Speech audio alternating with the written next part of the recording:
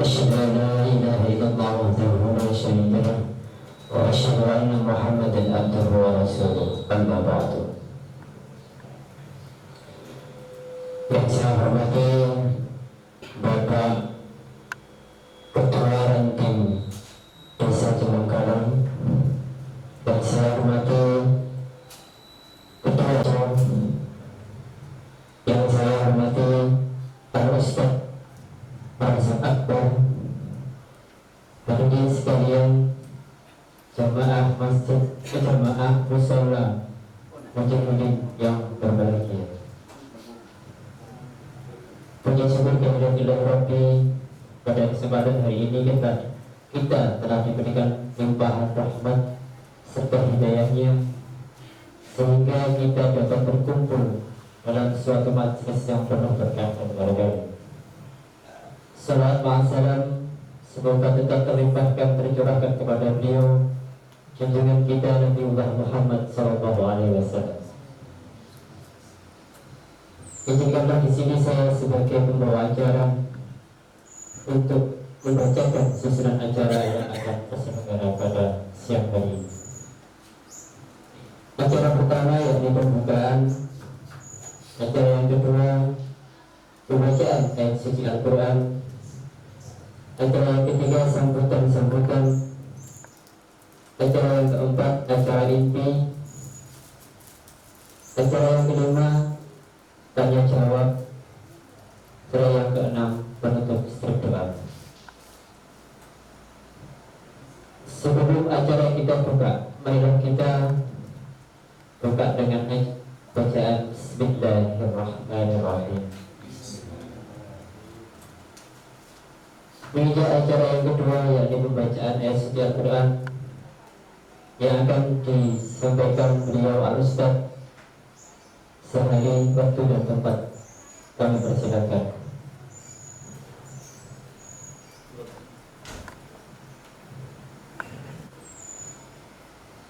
A'udzu billahi minasy syaithanir rajim. Bismillahirrahmanirrahim. والذين جاءوا من بعدهم يقولون ربنا اغفر لنا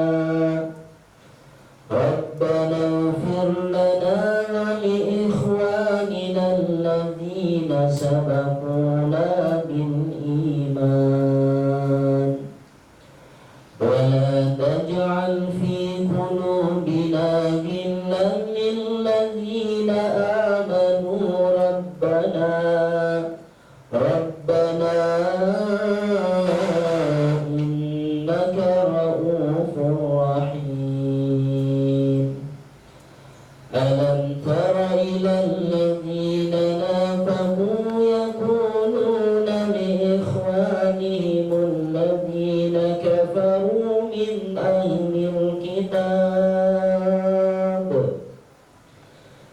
أهل الكتاب لئن أخرجتم لنخرجن معكم ولا نطيع فيكم أحدا أبدا وإن قتلتم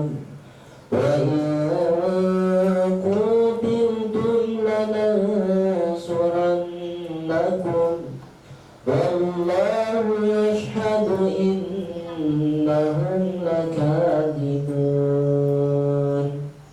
لئن أخرجوا لا يخرجون معهم ولئن قتلوا لا ينصرونهم ولئن نصروهم ليولن الأدبار ثم لا ينصرون. لأنتم أشد رهبة في صدورهم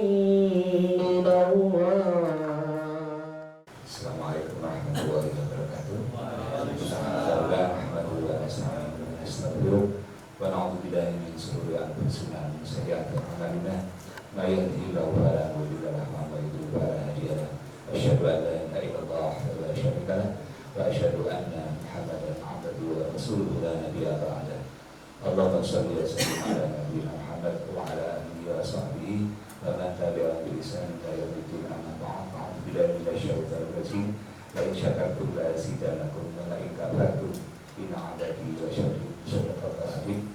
Kepada yang terhormat Ustadz Rozak selaku Ketua Bidang Dakwah dari PDPM Sidoarjo, yang saya hormati Ketua Pemuda Muhammadiyah Cabang Sidoarjo Ustadz Taat Fatullah beserta staf, yang saya hormati ibu-ibu PRA Cemengkalan yang luar biasa, berkat panjenengan semuanya ini semua akan masukatan ini ada.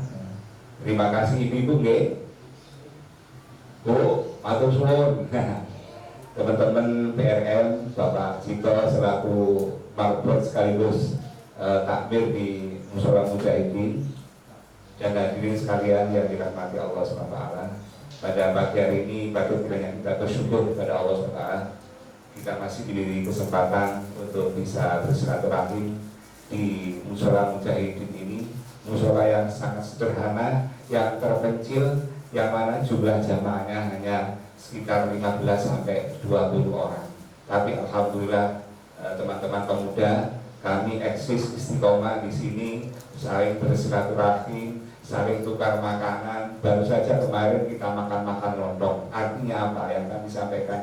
Alhamdulillah kita seperti keluarga. Dan pada kesempatan ini kami mewakili dari semua teman-teman di sini, mohon maaf apabila dalam penyambutan di acara kegiatan pemuda ini kurang berkenan. Kami mohon maaf yang sebesar-besarnya. Sekaligus kami terima kasih dipercaya sebagai tempat pertama ya dalam kegiatan di tahun 2023 ini. Mudah-mudahan semuanya membawa rahmat dari Allah, mendapatkan rahmat berkah dari Allah SWT.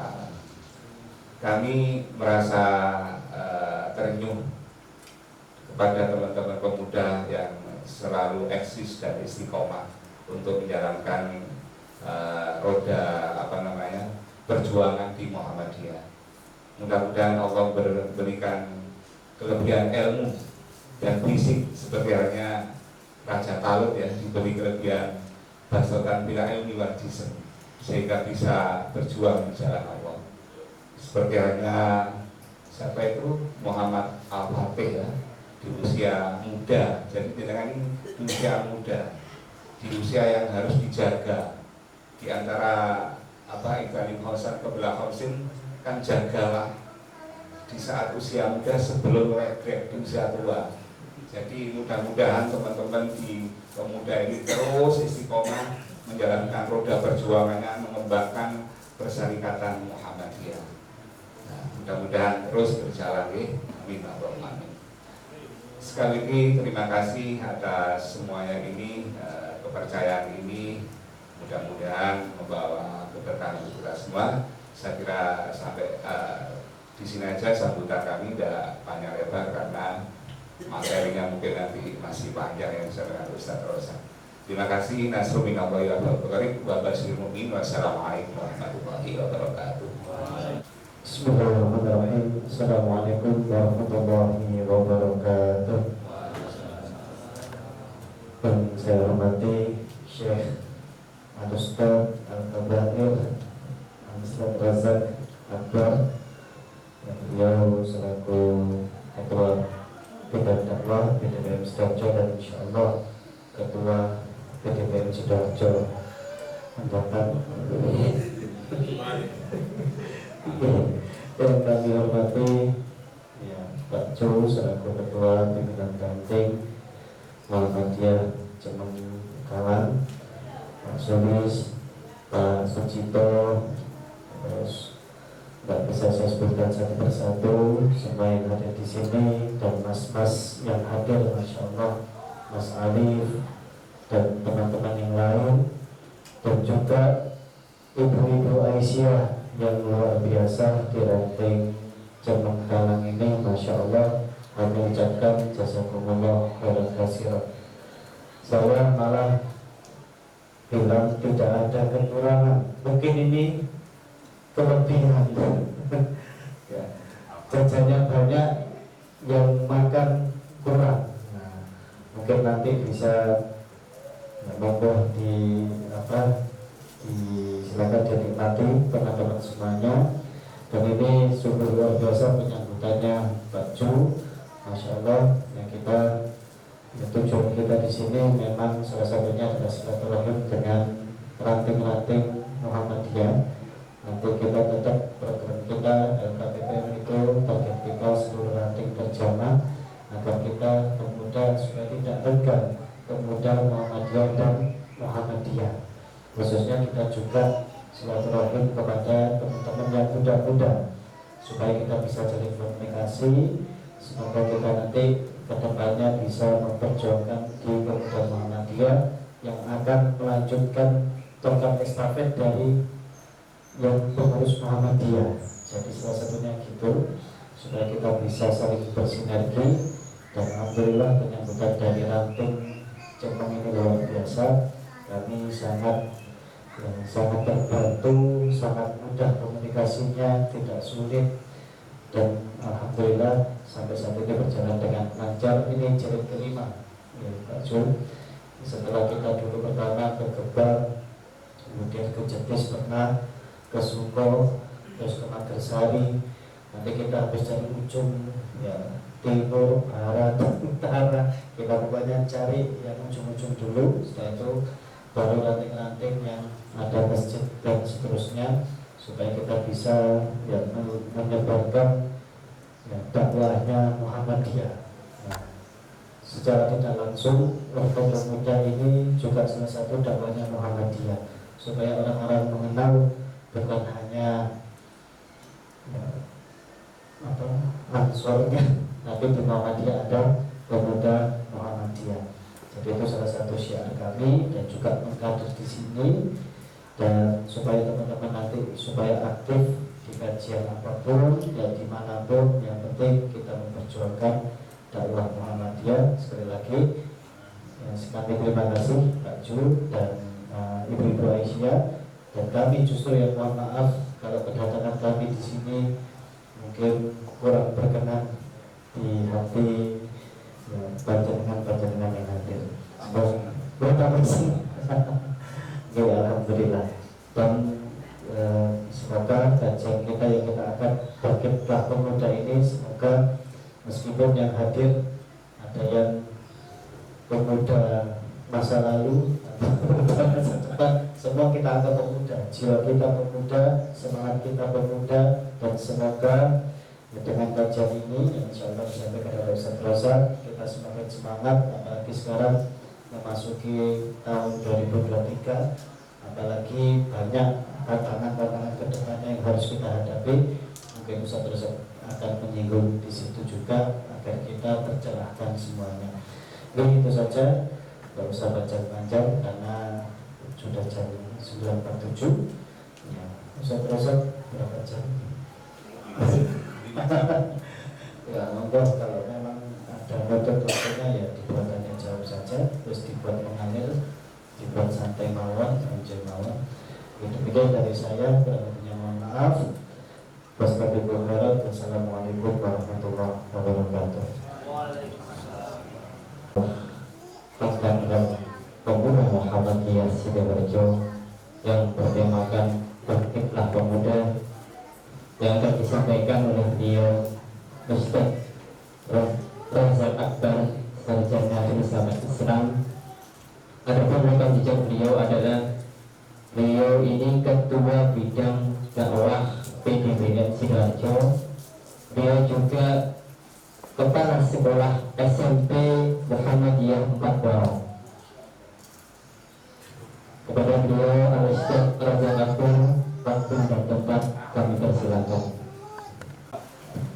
Karom, Ketua Pimpinan Ranting Muhammadiyah Cemengkalang, juga Pimpinan Ranting Aisyah, kami hormati dan kami muliakan Ketua BCPM Sidoarjo dan kawan-kawan pemuda Muhammadiyah, seluruh hadirin yang ada di Mushola Mujahidin yang dirahmati Allah Subhanahu wa taala.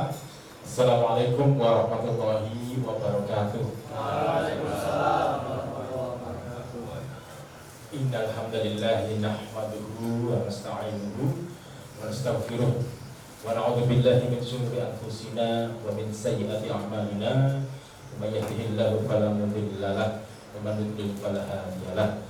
Asyhadu an la ilaha illallah wahdahu la syarika lahu wa asyhadu anna Muhammadan 'abduhu wa rasuluhu la nabiyya wa la rasula ba'da. Hadirin para kawan-kawan pemuda Muhammadiyah, tadi disebutkan semua yang hadir di sini adalah pemuda, betul ya? Kita sepakati. Alhamdulillah kita bersyukur kepada Allah. Kita masih diberi kesempatan untuk ibadah. Kita masih diberi kesempatan untuk duduk bersama dengan harapan semoga apa yang kita lakukan saat ini berupa amal soleh ini adalah amalan yang terbaik yang bisa menjadi syafaat dalam ketika kita mempertanggungjawabkan amal itu di hadapan Allah Subhanahu wa taala. Ya alhamdulillah wa syukurillah, kita syukuri bersama. Alhamdulillah kita masih bisa untuk bertolak ilmu seperti ini. Nah, pertama kali tadi mohon maaf, sebenarnya saya ini sekretaris bidang dakwah di PDPM Sidoarjo. Ketua bidang dakwahnya sebetulnya orang Sidoarjo, Ustaz Bahtiar, beliau ketuanya, saya sekretarisnya. Salah cetak. Bukan masalah kedudukannya apa, yang penting kan kita ini apapun posisinya ya kita perankan itu semaksimal mungkin. Jadi betul kita itu sebagai generasi muslim, kita kan paham di dalam Al-Quran itu yang namanya kata-kata qalilun. Nah, kalau Ustaz Aat kan selalu istiqomah ngaji tafsir, itu kan pasti hafal. Kalau ada kata qalilun itu pasti setelahnya adalah qalilun ma, sesuatu yang positif ya. Dalam Al-Quran itu yang secara kuantitas sedikit itu adalah pasukan khusus, kualitasnya tinggi. Nah, maka kita bersyukur ya kawan-kawan pemuda PCPM Sidoarjo ini termasuk yang istiqomah. Semoga ini benar-benar menjadi ya, golongan orang-orang dicintai oleh Allah karena telah melakukan sesuatu yang adwa muha wa inqalla. Berapapun yang hadir, berapapun personilnya, tapi yang penting adalah kualitas. Dan termasuk kita syukuri ini tampak nyata di hadapan kita semua dalam penyelenggaraan ya, kajian ilmu seperti ini. Support dari berbagai pihak, bapak-bapak, ibu-ibu itu kan maksimal. Jadi bukan masalah meriah atau tidak, tapi bagaimana kita berbuat itu maksimal. Itu yang namanya liyabluwakum ayyukum ahsanu amala. Mengerjakan apapun optimal kan ya kan. Ini kan luar biasa. Ini kan kasat mata sekali. Ya, bagaimana mempersiapkan ya, mulai dari apa? Yang membuat undangan, mulai dari yang menyiapkan kameranya, menyiapkan konsumsi, ini kan semuanya optimal, maksimal. Dan inilah yang akan menjadi saksi ya ahsanu amala itu begini. Bukan banyak-banyakan saja, tapi kan mengerjakan apapun serius kan betul. Itu namanya adwa muha wa inqalla. Jadi keistiqomahan di sini adalah lebih kepada sebuah kualitas. Nah, maka ini tadi mohon maaf juga saya hadir mungkin tadi saya takut ini termasuk pembohongan publiknya. Di undangannya itu fotonya itu kupluan, dasian, jasa, kita kok gak kopian. Kamu jadi murni lupa. Karena tadi di cabang juga ada kajian Ahad pagi, terus berbagi tugas. Tadi malam diajak teman-teman misi pelatihan di Terawas, gunung, langsung ke Masjid Besar Candi tadi itu. Pada subuh Masjid Besar Candi, terus kembali ke Pangkalan, ke cabang Porong, ya, penyelenggaraan Ahad pagi lalu di sini sampai lupa kopian ini. Karena kulon itu jujur aja, saya pun kalau sudah terlanjur lupa itu mesti gak ini. Kalau sudah lupa pasti tidak ingat. Masya Allah, ahlan masalah. Bravo. Luar biasa. Nah ini yang dimaksud. Jadi namanya istiqomah itu bukan sekedar rutin, tapi kualitas. kajian silaturahim ke ranting-ranting, tapi yang mensupport itu maksimal. Ini luar biasa, ini patut kita syukuri. Ini kesan pertama di awal tahun sesuai dengan judul yang dipilihkan oleh panitia, yaitu Bangkitlah, yang dimana sebenarnya PCPM Sidoarjo sudah bangkit. Ini benar-benar kualitas kajian setingkat apapun, berapapun yang hadir, penyelenggaraan maksimal. Sampai pimpinannya hadir, itu kan juga dukungan yang artinya bapak-bapak pimpinan di sini, baik itu ranting cabang, itu benar-benar fokus dan serius untuk memikirkan siapa penerusnya, kan kalau di Al-Baqarah 30 itu kan kita manusia itu Allah mengabarkan kepada malaikat ini ja'ilun fil ardi khalifah, kan ngoten nggih. Ini udah nyerempet bahas khalifah kadang rawan, tapi sebenarnya ya memang kita ini sebagai khalifah fil ardi. Apa sih khalifah? Nah, terus yang Ustaz A'ad, khalifah itu asalnya dari khalafa yakhlufu. Nah, jadi semua ini adalah kita ini hidup sebenarnya mengemban misi khilafah. Napa khilafah? Ya khalafa yakhlufu. Napa dat khalafa yakhlufu? Silih berganti, kan betul. Generasi yang silih berganti. Kalau saya yang dulu digantikan yang sekarang nanti digantikan oleh yang akan datang. Ya silih berganti. Berarti ketika manusia itu ditugaskan sebagai khalifah di muka bumi, itu kan tugasnya memakmurkan bumi, merawat, terus juga harus memikirkan apa yang ada di bumi ini juga harus bisa dinikmati, bisa digunakan oleh ya man yakhlufu ba'dahu, siapa yang akan hidup setelahnya, siapa yang meneruskan kehidupan setelahnya. Termasuk tugas manusia sebagai khalifah secara menjaga alam semesta kan begitu.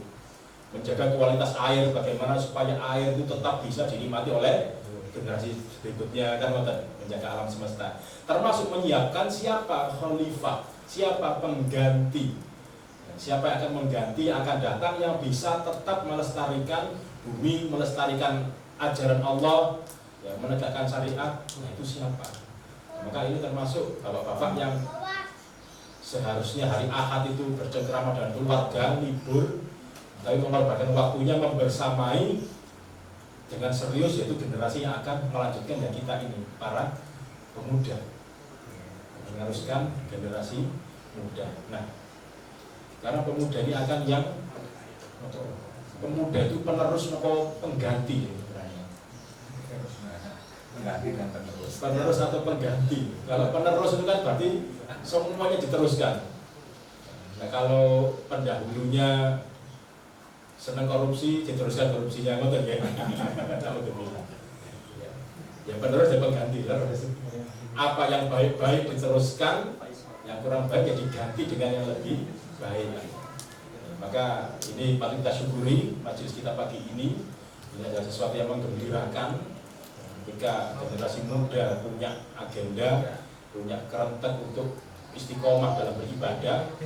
Lalu para pimpinan, bapak-bapaknya, ayahandanya ini membersamai, yaitu supaya ada wujud kesinambungan generasi yang betul-betul nyata.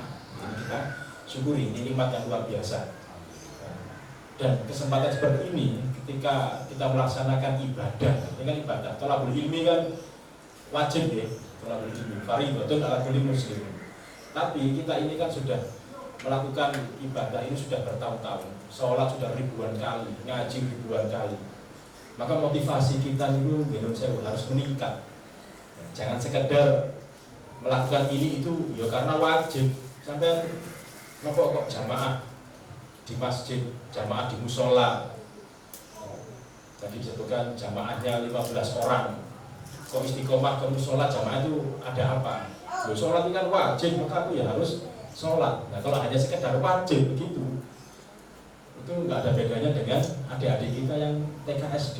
Kalau ditanya sholat adalah kewajiban setiap muslim, kan? Belajar adalah kewajiban, sekedar kewajiban, maka harus kita tingkatkan, Bapak Ibu sekalian. Kita tingkatkan motivasinya untuk melakukan ibadah itu, kita tingkatkan. Itu bukan lagi memandang ngaji jamaah itu hanya sekedar kewajiban, tapi kita tingkatkan lebih tinggi lagi, yaitu sebagai kita pandang kesempatan ini adalah peluang sebagai peluang. Nah, kalau peluang itu kan, kalau orang sudah dapat peluang itu kan pasti maksimal, taruh pegel, tidak mempertimbangkan apapun, yang penting peluang ini harus didapatkan, kan tadi. Kalau teman-teman itu main bola, kalau sedang bal-balan, namanya pemain itu kalau sudah bisa merebut bola dari lawang itu kan namanya peluang. Ya kok caranya ban bunter ini sampai ke gawang lawan, kan ngoten ya. Digiring, cari teman mana yang kira-kira bisa diumpani dari sini.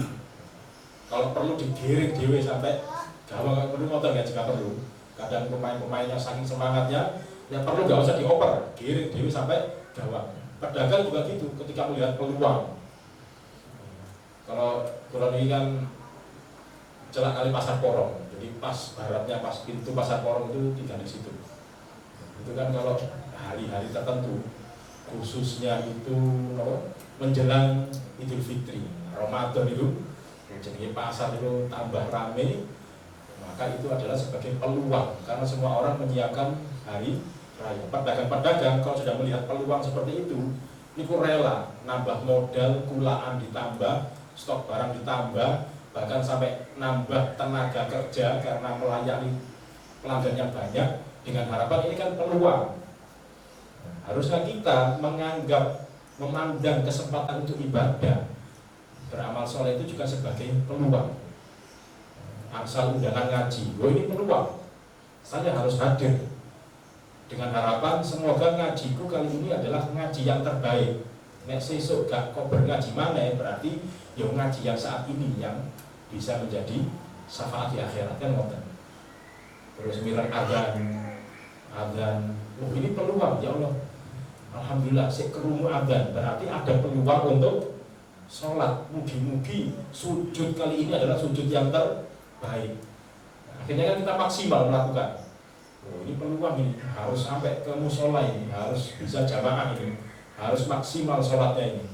Mungkin sholat kali ini adalah sholat yang terbaik, maka kita menganggap sebagai peluang. Insya Allah kalau setiap kesempatan ibadah itu kita anggap sebagai peluang. Kita harus gak mikir males, gak mikir capek, bagaimana caranya, ini adalah kesempatan, ini peluang harus kita ambil. Hadirin sekalian, rahmatullah. Kalau berbicara tentang usia muda, mungkin Bapak Ibu, ya, mas-mas kalian ada yang pernah ya, belajar yang namanya psikologi atau ilmu pendidikan. Biasanya kan belajar tentang masa ini ya, masa pertumbuhan manusia itu mulai dari anak-anak, lalu ada usia remaja, peralihan. Kalau di psikologi barat itu kan identik narasi yang disampaikan kalau bicara usia muda, remaja, ya kan? Itu biasanya identik dengan apa, Bapak? Negatif pun, langsung negatif pun, langsung disekat ya kan? Gangster. Kan usia remaja itu sering dinarasikan usia yang labil. Arek 6 itu biasanya sulit diatur, keras kepala, kan begitu narasi yang dibangun. Itu konon katanya itu adalah berdasarkan penelitian, riset.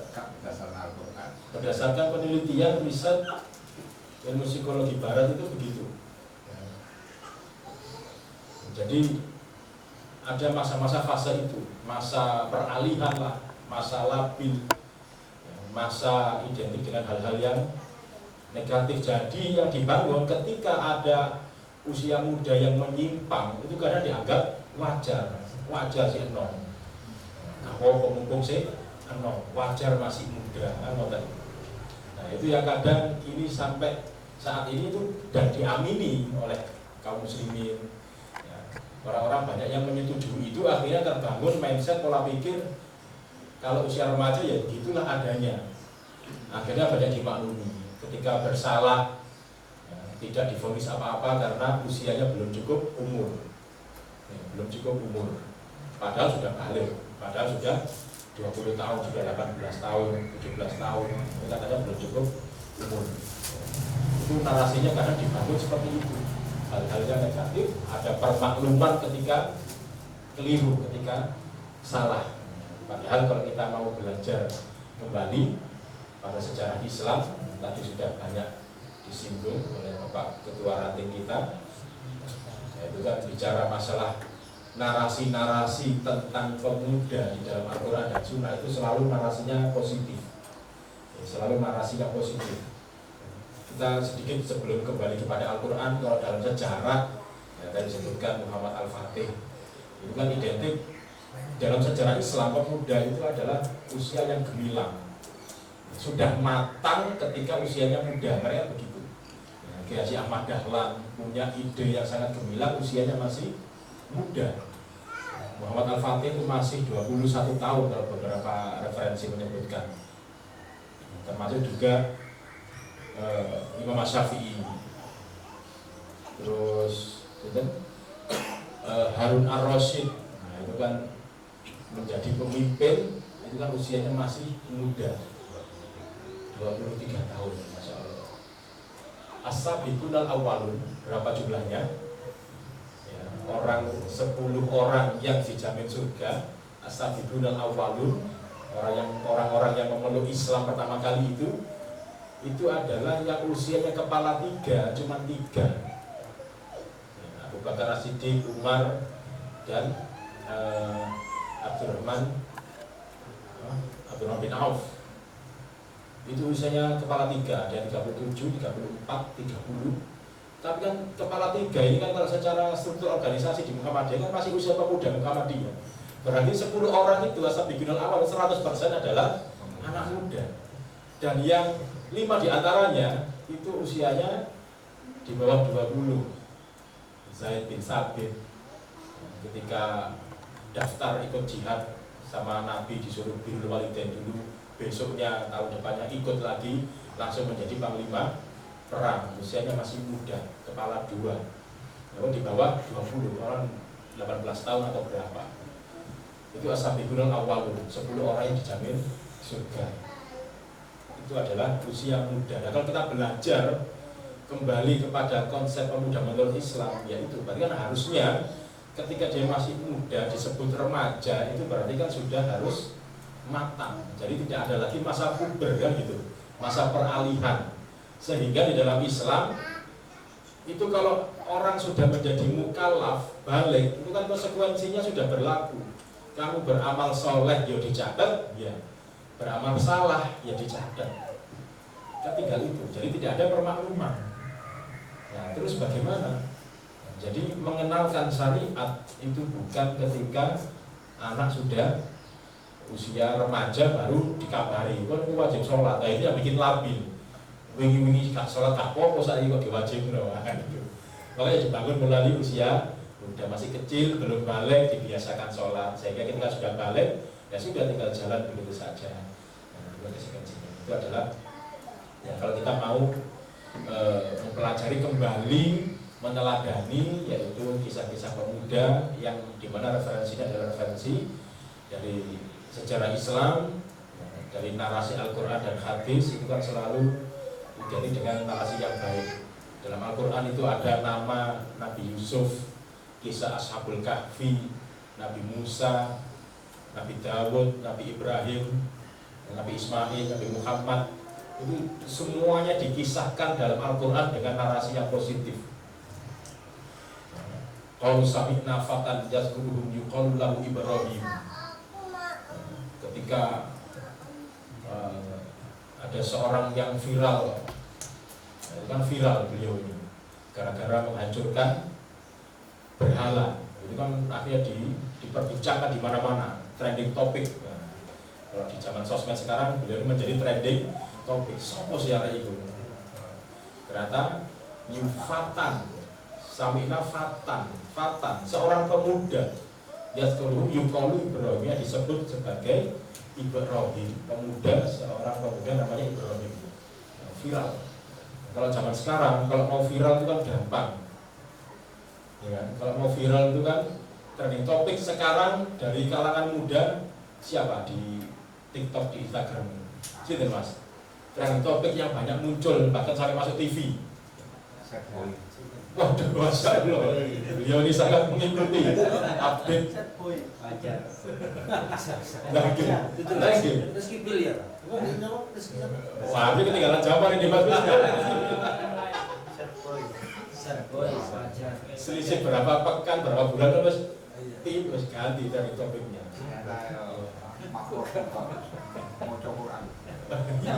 Tapi yang viral apanya? Viral itu lah dulu. Yang viral bukan lagi prestasinya atau keahliannya, tapi yang sering banyak muncul kan yang seperti itu. Belum lagi ketika musim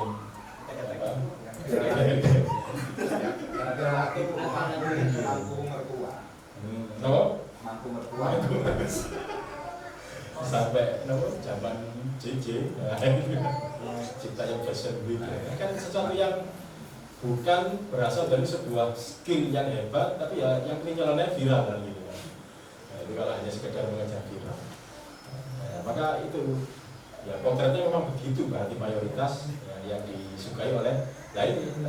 Yang dulu sering viral jadi trending topik ini yaitu perilaku menghancurkan berhala. Ternyata Sami'na Fatan, itu ternyata pemuda pelakunya, pemuda yang disebut sebagai Ibrahim. Itu adalah kisah Ashabul Kahfi, ya, sekelompok pemuda yang mempertahankan akidahnya. Itu kan fityatun amanu bi rabbihim wa zidnahum huda. Yang fityah, fatan fityah sama pemuda, anak muda yang variabelnya apa? Amanu, yang beriman. Narasinya selalu positif. Apalagi tadi disebutkan, disinggung oleh Bapak Ketua PRM itu tentang Raja Tolut. Wah, itu kisahnya kan luar biasa. Kisah Raja Tolut ketika Bani Israel itu minta untuk Allah itu memberikan seorang pemimpin yang sekelas Nabi Musa.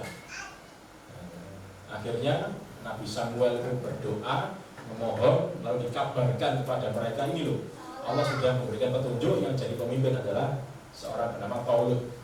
Ternyata gak punya apa-apa, akhirnya diberi oleh Allah, yaitu kelebihan yang lain. Orang itu kan ketika itu yang dipandang adalah ini orang gak punya harta, gak punya kedudukan, keturunan bukan dari keturunan bangsawan kok jadi pemimpin, dipertanyakan oleh Bani Israel.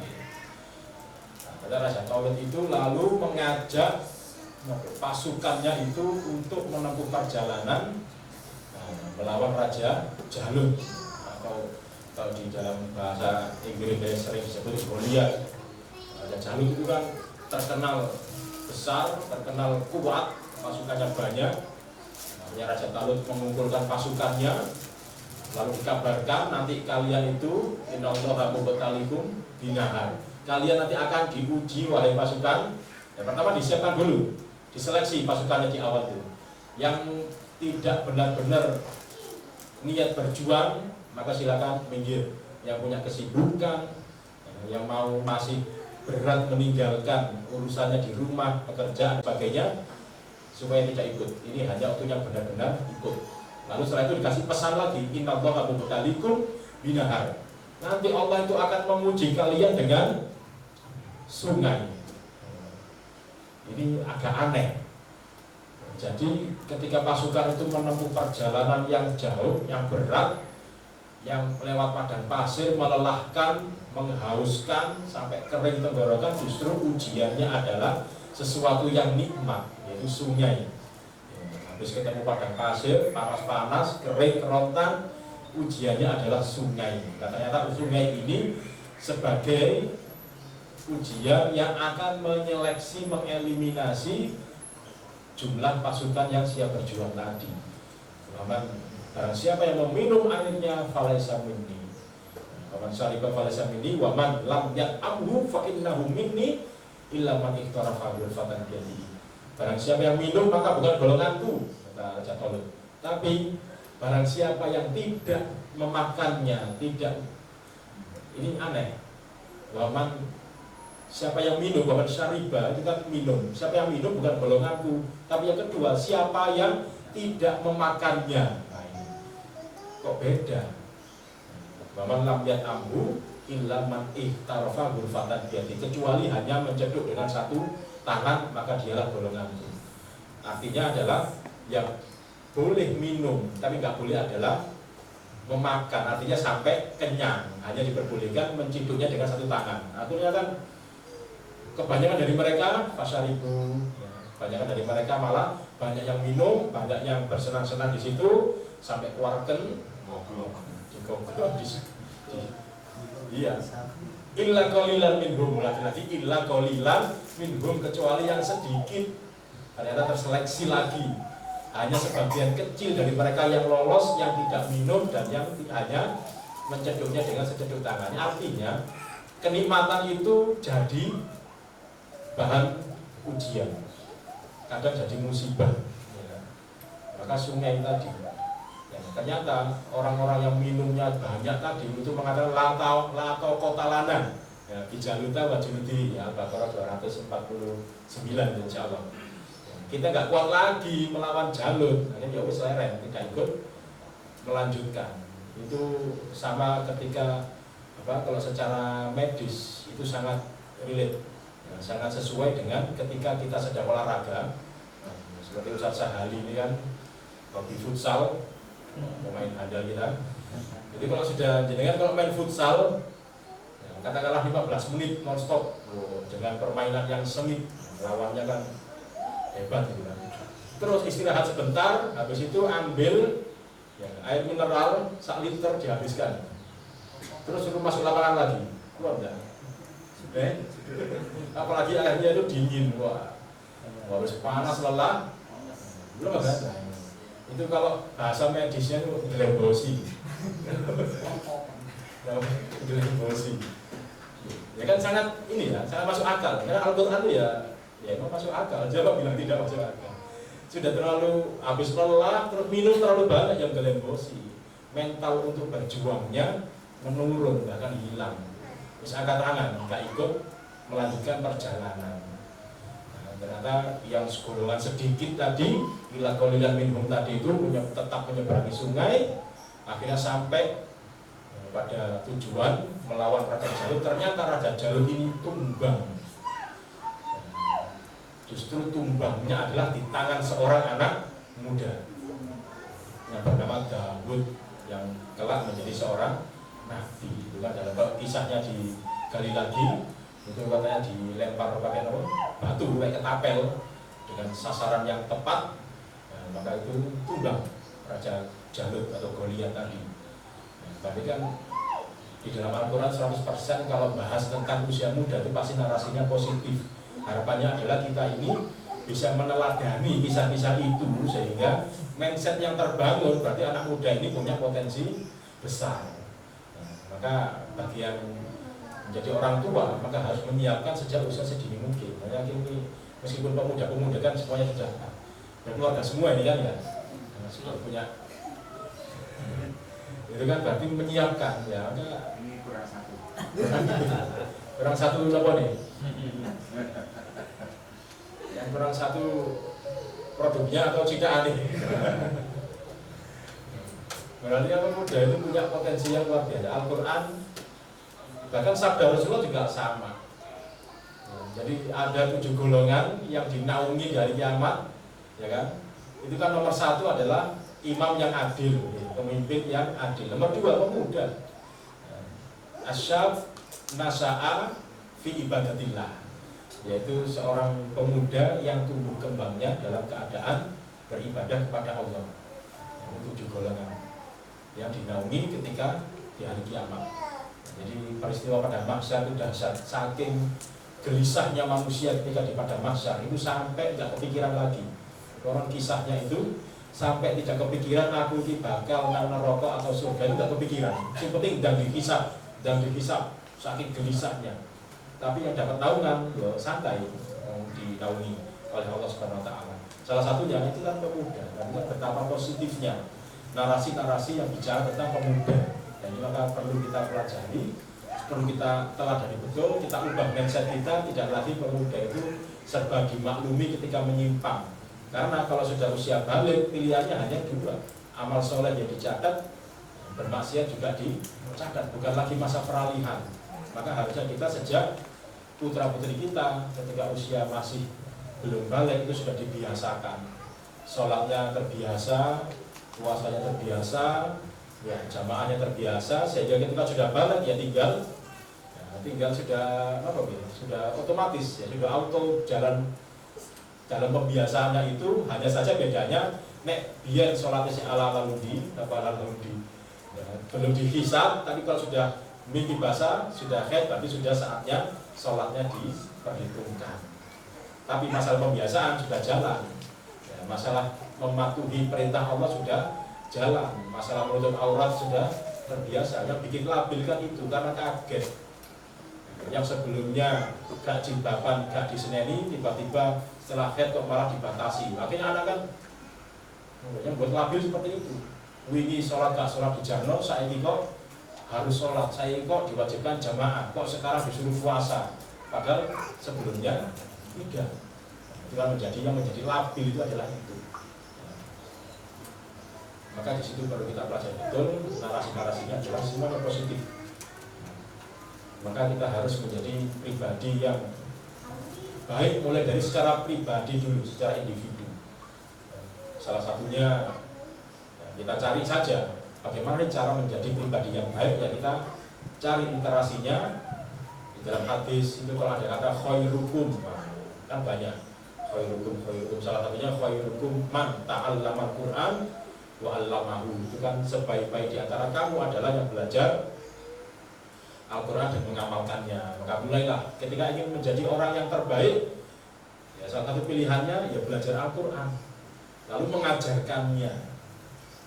Maka mengajarkan Al-Quran itu perilaku yang mulia, menjadi terbaik di keluarga. Khairukum li ahlihi wa ana khairukum li ahli. Sebaik-baik kalian adalah yang paling baik terhadap keluarganya, dan aku adalah orang yang paling baik di antara kalian terhadap keluargaku. Itu sabda Nabi SAW. Kadang orang itu ketika di tempat kerja baik dengan anak buahnya, baik dengan teman sekantor, ketika di tempat mancing baik dengan klub mancingnya, ramah dengan semua orang. Ketika di rumah anaknya jauh-jauh didik disegrang, istrinya minta belanja itu keliru. Di rumah kok malah, padahal orang yang terbaik adalah yang terbaik dengan ahlinya, dengan keluarganya. Dalam riwayat yang lain, yang paling baik dengan pasangannya. Khairukum, itu menjadi pribadi yang terbaik secara lingkup keluarga. Jangan sampai kita di luar rumah ramah, tapi di dalam rumah malah marah-marah. Jadi itu ya, menjadi pribadi yang terbaik di dalam keluarga dulu, menjadi terbaik dalam memimpin, kuntum khairu ummatin, dan seterusnya. Kita adalah umat yang terbaik yang dilahirkan untuk manusia. Maka kita pelajari ya, narasi-narasi baik tersebut, ya, terus juga benar-benar kalau posisi kita sebagai orang tua ya kita siapkan, itu generasi penerus ini yang betul-betul stabil. Maka tidak ada lagi namanya permakluman. Kita harus sadar kalau kita sudah balik, kita sudah harus mempertanggungjawabkan perbuatan kita. Berarti kita harus menyiapkan yang sebaik-baiknya. Jadi biasanya ketika keluarga guru SMP, kadang di awal masuk dulu, karena di sekolah kami itu sudah kita buat sistem pesantren. Jadi ada boarding schoolnya. Ketika anak masuk pertama kali yang saya tanyakan adalah, nak, bahwa kamu sudah sunat? Ya lagi-lagi sampun, sudah pernah mimpi? Sudah. Mimpi apa? Mimpi yang ngompol itu Pak. Artinya kan mereka sudah balik. Terus cara mandi besarnya gimana? Dan ternyata ada beberapa mereka belum paham. Ini kan tanggung jawab siapa? Sudah balik, terus sudah mimpi, tapi cara bersuci secara toharohnya belum bisa. Maka itu PR pertama kita itu yang kami ajarkan. Nah ini kan tanggung jawab sebagai orang tua, kalau tidak mendampingi betul anak-anaknya menyiapkan menjadi usia muda yang berkualitas, nggak usah muluk-muluk menyiapkan anak sebagai pemimpin masa depan lah, sebagai anak berprestasi dan sebagainya. Wong mandi wajib saja belum pernah diajari. Berarti kan bagaimana ibadahnya selama ini? Itu kan penting. Maka kedekatan itulah yang harus kita bangun dengan generasi penerus kita, sehingga semuanya itu mampu. Yang bapak benar-benar memperhatikan putranya, putrinya, kapan dia sudah balik. Nah, kita di situ. Kita sebagai generasi muda pun tidak harus menunggu hari esok untuk menjadi pemimpin ya. Sejak saat kita sudah balik pun harus minimal bisa memimpin dirinya sendiri, memanage dirinya sendiri sehingga menjadi orang yang lebih teratur, orang yang benar-benar bisa menjalankan amanah kehidupan dengan sebaik-baiknya. Maka betul-betul narasi di dalam Al-Quran itu adalah narasi yang positif ya. Jangan sampai kita itu ikut-ikutan latah mengikuti orang lain sehingga menempatkan diri kita wah mungkin si enom santai aja. Padahal ya, sejarah mencatat ada seorang sejarawan namanya Munir Ghotban.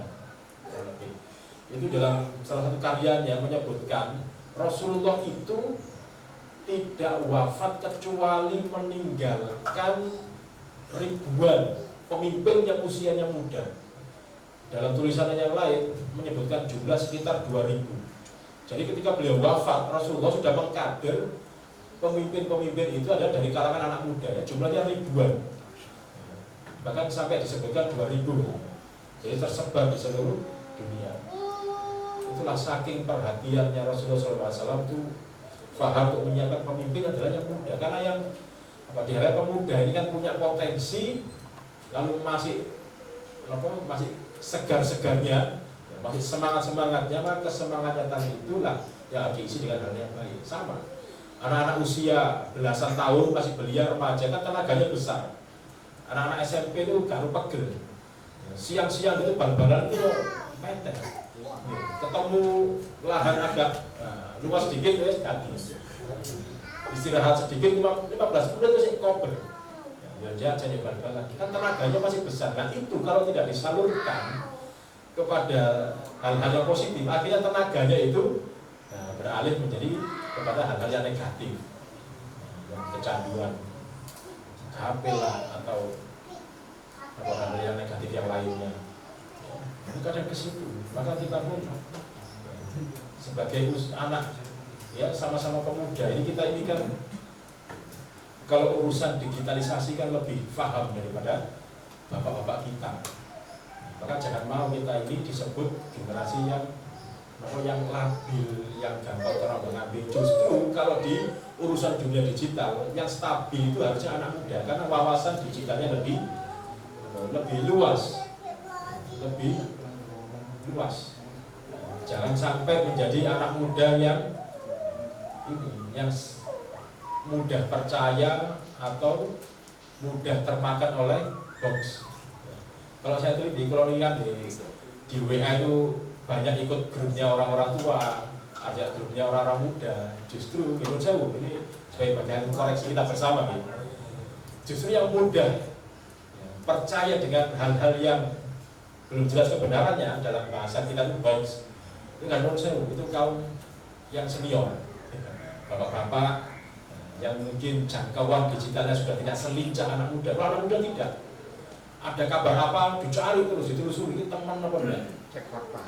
Cek faktanya. Ada kiriman video linknya dari mana? Bahkan di Google itu sudah banyak perangkat-perangkat yang bisa digunakan untuk melacak itu. Dan ini tugas anak muda. Memang secara pengalaman hidup anak muda ya kurang daripada orang tua. Lebih bijak adalah orang tua. Maka anak muda ya harus tetap hormat kepada orang tua, manut selama itu adalah dalam kebaikan. Tapi dalam sisi yang lain, karena hidup kita ini ada hidup di dunia nyata dan dunia maya, urusan dunia maya, anak muda kan ahlinya, jagonya. Maka harus bisa juga mengedukasi, bisa juga harus bisa ya mengarahkan bapak-bapak kita, senior-senior kita yang mungkin kondisinya sekarang mudah terpengaruh, mudah teralihkan dengan dunia maya. Orang pakai berita judulnya rotok nyelekit titik, langsung tersulut. Jadi pembahasan panjang, padahal dulu karuan. Benar, ini kan tugas anak muda. Nah, itu bisa, nah ini kita saling melengkapi. Nah, maka ya kebangkitan dimulai dari situ, saling melengkapi. Pertama kita memahami kalau kita ini sebenarnya punya potensi, maka jangan pernah kita menutup potensi itu. Kita diberi kemuliaan oleh Allah berupa akal, jangan sampai kita rusak kemuliaan itu dengan perbuatan kita.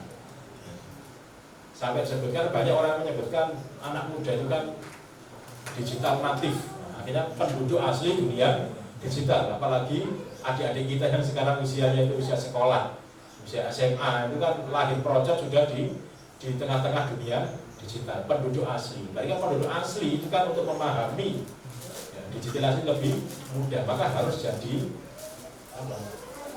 Jadi ya orang-orang yang bisa menyebarkan kebaikan di dunia digital. Maka usaha seperti ini, ada ngaji direkam, ini gak ada nom. Nah, betulnya tadi ini. Karena tugasnya anak muda. Tapi kalau sampai terkalahkan dengan yang tua, ya begini. Bukan sih dong. Masih muda. Maka ya di menjelang muktamar kan viral namanya istilah darah muda ya, Pak Wisnu. Darah muda. Karena apa? Yang tua-tua yang punya semangat tua secara umur, yang semangatnya masih menyala-nyala itu kan tidak mau disisihkan dan tetap ingin berjuang mengorbankan sampai titik darah penghabisan. Maka muncullah bukan darah muda lagi tapi darah segar. Meskipun usianya sudah sepuh tapi darahnya masih segar karena pemikirannya, pergerakannya masih dinamis. Maka itu yang perlu kita ya jadikan teladan mereka-mereka yang darahnya segar, banyak keahliannya. Dan jangan sampai kita menutup potensi kita, menutup rezeki, menutup kemampuan kita yang sebenarnya sudah diberikan oleh Allah, itu sudah luar biasa berupa usia. Apalagi ya, kita ini teman-teman yang hidup dalam sebuah struktur organisasi. Ini kan juga satu yang penting. Berorganisasi ini kan sama saja kita membangun jaringan, membangun sebuah kekuatan bersama-sama. Namanya berjamaah itu adalah sesuatu yang bisa melipat gandakan potensi kita. Jelas, sholat saja kalau berjamaah potensinya berlipat ganda 27. Berarti hal-hal positif lainnya di luar sholat juga sama. Dalam berdoa kan sama. Sholat bareng, kualitas sholatnya meskipun ada yang kualitas sholatnya variatif, ada yang khusyuk elemen, ada yang gak pakai khusyuk, tapi ketika berjamaah kan sama mendapatkan derajat 27. Maka dalam berdua juga begitu. Dalam bergerak kita hidup bermasyarakat, berorganisasi, sampai Rasulullah SAW itu pernah dalam sebuah sabdanya itu al-mu'minul ladzi yukhalitun nasa wa yasbiru ala adahum khairun minal mu'minil ladzi la yukhalitun nasa wa la yasbiru ala adahum. Jadi seorang mukmin yang yukhalitun nas, yang membaur, yang bermasyarakat dengan manusia, anas, banyak orang, dan bersabar atas gangguan yang muncul dari orang-orang itu lebih baik daripada mukmin yang menyendiri, yang tidak mau gaul karena tidak sabar dengan gangguannya. Kalau ditarik dalam kehidupan kita sehari-hari, mukmin, orang beriman yang berjamaah itu berarti lebih baik. Berjamaah dan bersabar dengan gangguan, namanya hidup bareng. Tidak mungkin semuanya itu bisa sepemikiran, bisa sependapat, pasti ada gesekan. Tapi mukmin yang sabar menghadapi hal-hal itu, mungkin di antara teman-temannya, tetangganya ada yang gergetno, ada yang tidak sesuai dengan harapan, tapi kita sikapi dengan sabar, itu menjadikan kita lebih baik daripada orang yang menyendiri. Rasulullah tidak menyarankan umatnya untuk hidup sendirian. Mukmin yang berorganisasi dan bersabar terhadap dinamika yang muncul di dalam organisasi itu lebih baik daripada yang tidak mau berorganisasi karena takut resiko. Timbangi aku tahu rapi iki, timbangi beda pendapat, daripada terganggu dengan urusan orang banyak, mending wis gak pemuda-pemudahan, gak belok PRM-an. Itu tidak lebih baik ya. Maka kita ini punya satu peluang untuk selangkah lebih baik, yaitu kita ini sudah berjamaah, kita sudah berorganisasi, tinggal kita melatih untuk bersabar atas yang dinamika yang muncul dari organisasi. Jangankan organisasi yang struktur jumlahnya itu puluhan belasan seperti ini. Ya. Hidup berdua saja loh, suami istri itu pasti ada perbedaan pendapat. Ya tadi seperti orang yang ada kisah seorang yang curhat kepada gurunya, yaitu uridu baitan bijiwari unasin la yaktabuna wala yubghiduna wala yasuduna. Wahai guruku, aku ini kepingin sebuah rumah tinggal di sebuah rumah yang bijiwari unasin, yang bertetangga dengan orang-orang la yaktabuna, orang-orang yang gak ada yang gibah, gak ada yang hasad, gak ada yang iri dengki, gak ada yang berbuat buruk. Wah. Lalu apa katanya? Fa'akhodani ilal makbarah faqala udah. Akhirnya orang itu dibawa ke mana Ustaz? Diajak ke kuburan sama guru ini. Kalau kuburan yo iki gone. Kalau kamu ingin bertetangga dengan orang yang gak ada yang gibah, karena sing gregetno, gak ada yang hasad, ya silakan tinggal di kuburan. Selama tetangga kita orang hidup, selama kita berorganisasi dengan orang-orang yang masih hidup, si urip-urip, ya pasti nanti akan pasti akan muncul dinamika, muncul masalah atau apapun, tinggal kita mau bersabar dalam menghadapinya atau tidak. Itu yang menjadi ya, maka jangan ragu-ragu, dan kita meskipun ya, bergerak berapapun orangnya, yang dinilai itu adalah sebuah proses dan kesungguhan kita. Maka jelas Allah itu ketika memberikan perintah, ya, memberikan mewahyukan kepada Nabi dan diajari kepada umatnya, bahwa jahadu final radiyanahu itu jelas. Barang siapa yang bukan berjihad di jalan Allah, dan kita ini kan sedang memperjuangkan yaitu agama Allah. Berapapun orang yang ikut, jangan khawatir ketika jumlah kita masih sedikit, ya, jangan khawatir secara kuantitas, tinggal kita fokus kepada kualitas. Kalaupun suatu saat nanti kuantitasnya juga meningkat, ya alhamdulillah. Ya, seperti ketika Nabi masih menjadi kaum yang sangat minoritas, lemah, dipersekusi di mana-mana, akhirnya hijrah ke Madinah, datang kembali dengan jumlah yang besar, yang lebih kuat, tapi tidak menjadikan Nabi menjadi jumawa atau sombong atau menindas lawannya yang dulu, tapi malah merahmati dan menjadi rahmat, menjadi lemah lembut, memaafkan orang-orang yang dulu menentang dakwahnya, yaitu penduduk Makkah, yaitu orang-orang Quraisy ketika itu. Nah, kita mau demikian. Meskipun kita sedikit, ya tidak usah terlalu mempermasalahkan atau mempersoalkan, mengeluh atas jumlah kita yang sedikit. Ya, tapi tinggal kita tetap menunjukkan eksistensi kita. Kita harus ingat di dalam Al-Quran, kata-kata aksar itu selalu sering identik dengan hal-hal yang buruk. Kata-kata qalilun itu adalah hal-hal yang baik. Artinya kebaikan itu meskipun sedikit, manfaatnya adalah harus tetap luas, dan ini perlu kita syukuri ketika kita masih diberi kesempatan untuk beribadah. Jadi kita harus menaikkan motivasi kita.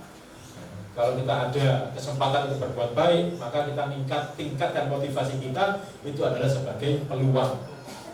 Ketika ada undangan pemuda Muhammadiyah, oh ini peluang kebaikan. Semoga hadirku dalam undangan ini, rapat kali ini, mikirkan umat, mikirkan ibadah, itu adalah rapat yang terbaik, sehingga bisa menjadi syafaat di akhirat. Duduk bersama seperti ini, kita datang dengan semangat, semoga menjadi duduk ngaji yang terbaik. Kita kan tidak tahu nanti itu sempat ngaji lagi atau tidak. Maka kita bangkit dari situ, dari meningkatkan motivasi kita dalam berbuat kebaikan. Kita anggap semua kesempatan kebaikan sebagai peluang, sehingga kita semangat, ya, sudah tidak mikir males lagi, tidak mikir setengah-setengah. Usini wahyakum. Jadi yang menyampaikan ini bukan berarti yang sudah menjalankan apa yang diomongkan. Ini kan saya ngomong ini, depan saya ini ada layar, ya, mantul awal di omongan ini. Aslinya ngoten, ingat. Mantul sendiri, apalagi di sana kita doain mantul kepada yang ngomong.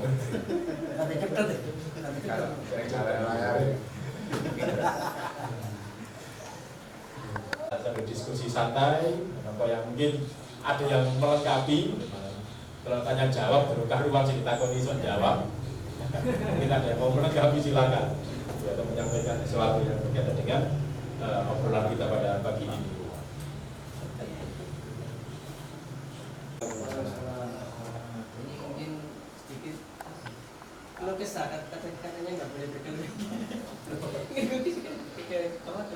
kita sebagai muda khususnya di PCPM ini, saya bilang baru mungkin kalau pas pelatihan itu banyak sekali. Tapi pas kita rapat itu ya boleh dibilang dibilang jari itu bisa juga pas pengajian ada kajian-kajian seperti ini. Nah, itu memotivasi diri kita dan teman-teman itu loh, seperti apa sih biar bisa apa ya kumpul bareng setiap ada kegiatan. Itu aja mungkin. Ya, mengajak orang kepada kebaikan ya memang ya, luar biasa. Ya tadi kembali pada innallaha mubtaliikum binahar. Kita diuji dengan kenikmatan. Memang berorganisasi seperti ini penting. Pentingnya begini, ketika kita hidup bersama-sama berorganisasi itu kan banyak hal-hal yang seharusnya itu berat tapi jadi ringan. Banyak hal-hal yang bisa membantu diri kita. Akan kita menemukan kenikmatan-kenikmatan ketika berjuang bersama. Nah, jujur, ketika kita bersama-sama seperti ini, kita pasti akan banyak tertolong dengan aktivitas kita dalam organisasi. Kita banyak dikenal orang, punya banyak kenalan, itu akan ya meningkatkan semangat kita untuk meraih ya banyaklah ujian. Seperti gini saja, saya akan cerita pengalaman saya pribadi ya. Sama Mas, saya juga di Pemuda Muhammadiyah itu tidak seperti teman-teman yang lain yang dari kecil sudah sekolah TK Aba, kan? Terus kemudian melalui masa-masa indahnya menjadi IPM dan sebagainya. Saya juga sama, pemuda tersesat dalam kebaikan. Saya dulu tidak pernah merasakan pendidikan Muhammadiyah, tapi memang orang tua itu selalu geret saya setiap ngaji Ahad pagi, itu awalnya dijak itu aja, tanpa pernah, karena orang tua sendiri juga bukan ya internal organisasi, tidak pernah masuk dalam struktur kepengurusan ranting cabang atau apapun, ya tahu sendiri.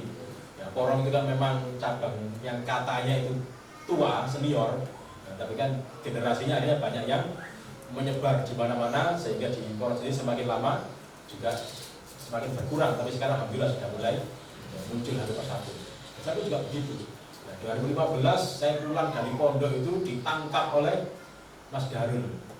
Ya, ditangkap Mas Darul, ditangkap Pak Burhan, lalu diajak untuk ya, masuk ke dalam Pemuda Muhammadiyah. Pemuda Muhammadiyah, dan kita kan itu langsung dipamiti Mas Darul itu mau pindah ke Sidoarjo. Atau ketika itu masuk struktur PDPM ya. Dan saya diamanai itu Mas, cabang Porong Cekelen gitu. Nah, itu sebagai orang baru, langsung diminta untuk memimpin teman-teman yang dimana itu rentang usianya cukup jauh dengan para senior-senior kita. Senior-senior kita itu usianya sudah 40-an, tapi adik-adik kader pemuda, jadi ya masih usia-usia SMA dan mahasiswa.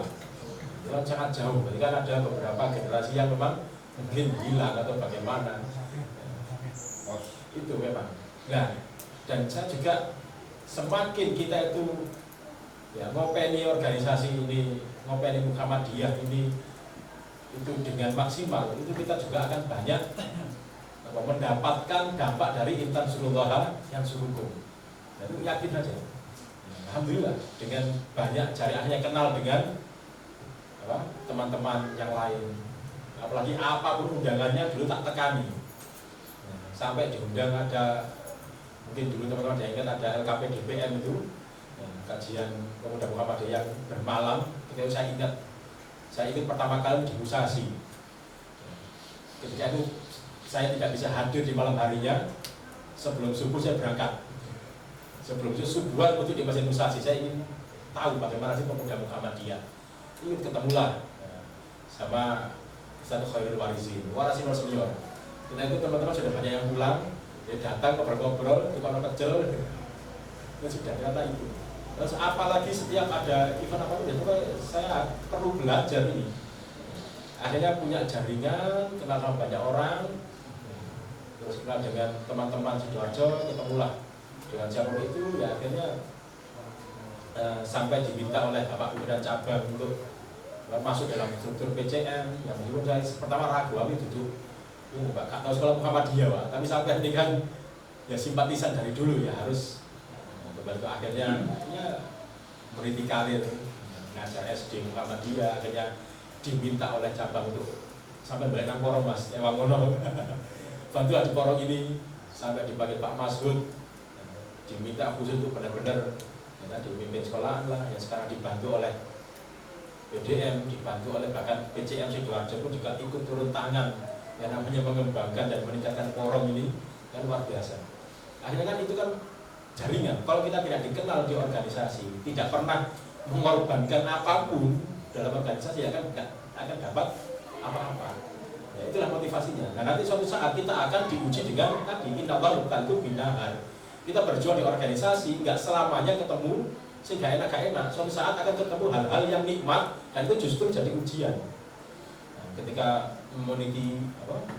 merintis jadi kader Muhammadiyah, lalu dipercaya di Muhammadiyah, akhirnya nemu NAE, ya kan? Nemu NAE, nah itu ujian. Nemu NAE itu ujian. Akhirnya dipercaya mengelola amal usaha, nemu NAE, akhirnya lali. Ya, maka jenengan ini semuanya jadi saksi. Jenengan sudah kenal dengan saya, semua jadi saksi. Kalau suatu saat ya, saya pribadi ketemu NAE di Muhammadiyah terus lali, bengok. Iling dong. Jenengan sebagai itulah penting kita di organisasi.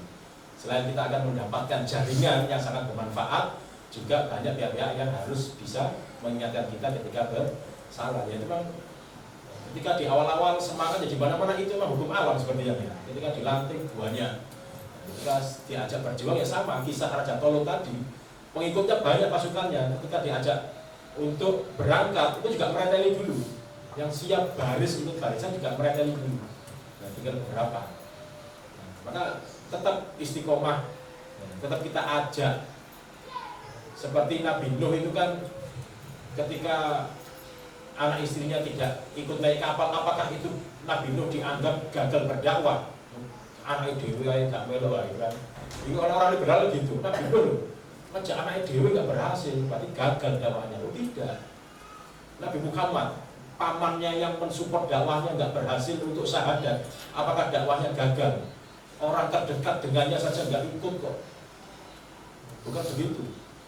Itu adalah masalah proses. Nabi Nuh itu kan nggak pernah berhenti mengajak berdakwah kepada anaknya, sampai anaknya mau tenggelam pun masih dimintakan oleh Nabi Nuh kepada Allah untuk menyelamatkan. Kan masih berjuang terus. Nabi Muhammad sama. Sampai pamannya akhir hayatnya kan masih berusaha terus ngajak. Berarti kan itu bukan yang dihitung oleh Allah, yang dipandang adalah itu usahanya. Dan kita pun juga sama.